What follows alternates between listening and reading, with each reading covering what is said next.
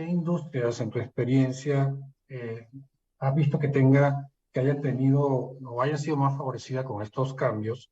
Y cómo en estos tiempos que tenemos, ¿no? Donde los recursos no son tan abundantes, ¿cómo se hace para invertir en estos tiempos, ¿no? De insolvencia? Sí, cómo no. Bueno, antes que nada, muy buenos días a todos. Muy contento de participar aquí con todos ustedes. Miren, yo creo que estamos viviendo momentos inéditos donde finalmente varias tecnologías empiezan a converger en algo que cada vez más se convierte en un término muy conocido y que hoy llamamos transformación digital. Entonces, cuando hablamos de estas tecnologías, hablamos de algunas como es el Internet de las cosas, que sin duda está cambiando la manera de percibir, sobre todo en los procesos manufactureros, etcétera. Hablamos de la nube, que está habilitando los sistemas y que hace que la disponibilidad y el alcance hacia varias industrias sea mucho más probable. Hablamos de la inteligencia artificial, es decir, hablamos de varias cosas. Pero al final, creo que todas estas tecnologías están ayudando a hacer cosas diferentes, a tener reflexiones diferentes. Anteriormente, esta tecnología o estas tecnologías eran difíciles de adquirir por varias razones. Primero, como principal barrera de entrada, el costo. Segundo, la complejidad. Y tercero, relacionado con el costo, el mantenerlas operando a lo largo del tiempo. Conforme estas tecnologías fueron convergiendo y se fueron comoditizando, esas barreras de entrada empiezan a bajar de manera sustantiva. Y hoy vemos una cantidad muy importante de casos de uso que aplican a varias empresas. Entonces, yo quisiera contestar a la pregunta de cuáles son las industrias más favorecidas, diciendo, primero, lo voy a tocar en dos aspectos. Especialización, es decir, industria, telco, manufactura, finanzas, retail, etcétera.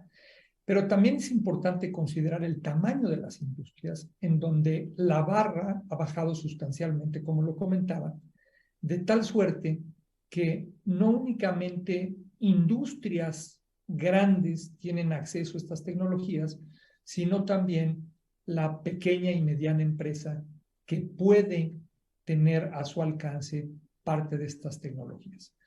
¿Cuáles son las más favorecidas en estos primeros 2 años de pandemia y donde básicamente la transformación digital ha generado mucho vuelo?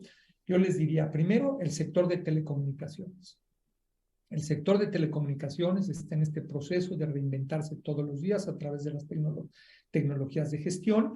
Y cuando hablamos de inteligencia del dato, inteligencia de máquina, etcétera, entre mayor volumen de información, más ricas las conclusiones a las que se pueden llegar. Así que sin duda el sector de telecomunicaciones es uno de los más favorecidos. Segundo, el sector financiero. El sector financiero también es un sector que está invirtiendo de manera importante en tecnologías de gestión, tecnologías de información, para lograr esta transformación digital de una manera mucho más rápida y al final tratar de estar más cerca de sus consumidores finales. Y ahí vemos la explosión de las bancas digitales, de las bancas móviles, etcétera. Tercero, retail. Y eso está por demás explicarlo cuando vemos el avance en el comercio electrónico, y cómo ha ganado espacio sobre el retail tradicional, vemos que también han sido tremendamente favorecidos. Y el cuarto punto, yo hablaría de salud.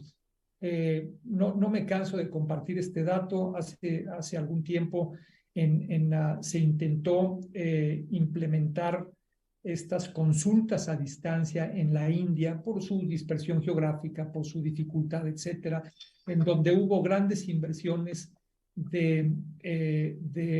por parte de grandes empresas en telecomunicaciones, en doctores, etcétera.